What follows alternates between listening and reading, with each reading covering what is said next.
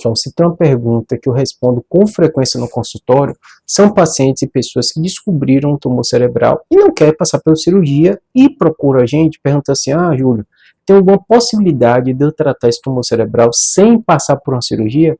Eu vou explicar para vocês qual a lógica que existe na cirurgia, né? Óbvio, ninguém quer passar por um procedimento cirúrgico, né? Qual a lógica dos procedimentos minimamente invasivos, como a radiocirurgia, né?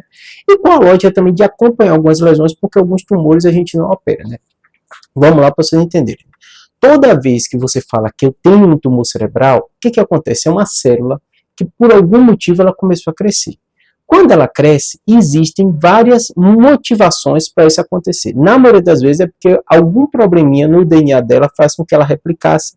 E além desse problema no DNA, o seu organismo não conseguiu reconhecer aquilo como algo alterado e não matou aquela célula. Para vocês terem ideia, isso acontece com frequência no nosso corpo. Alguma célula, nesse processo de divisão natural que acontece, né, ela se dividir de forma equivocada, ela crescer, formar uma lesão, e o seu corpo entende, antes até de formar essa massa, que aquela célula está normal e mata aquela célula. O próprio sistema de defesa, a gente faz isso. Né?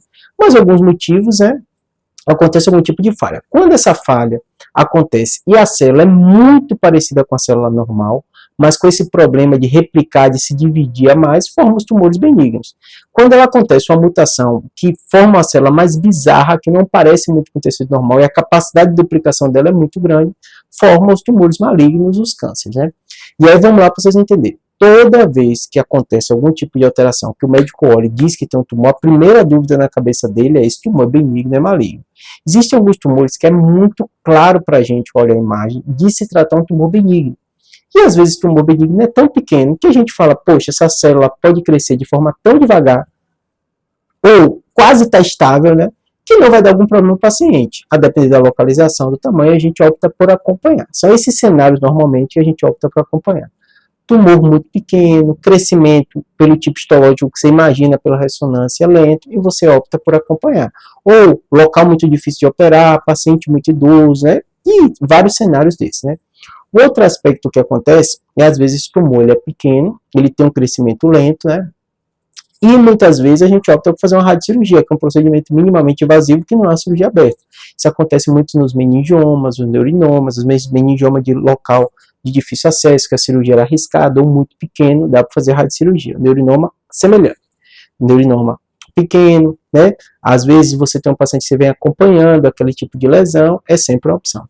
E a cirurgia, na maioria das vezes, ela surge muito no cenário, que a gente não sabe qual é o tipo histológico do tumor.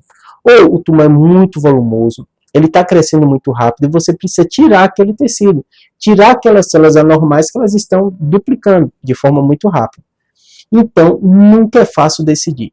Claro que todo mundo quer correr da cirurgia, ninguém sabe que cirurgia tem risco, apesar de estar seguro, tudo isso é natural da gente, né?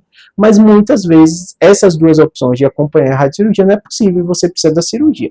Não é o fim do mundo, a maioria dos pacientes hoje tem uma segurança muito grande da cirurgia, o médico já sabe de antemão, pela localização, tudo isso, quais são os riscos do procedimento, e vai com calma, descobriu, converse direitinho, ouve uma opinião, ouve uma segunda opinião, observa as possibilidades que seu médico vai dar para ir decidir, tá bom? Espero que tenha ajudado, abraço.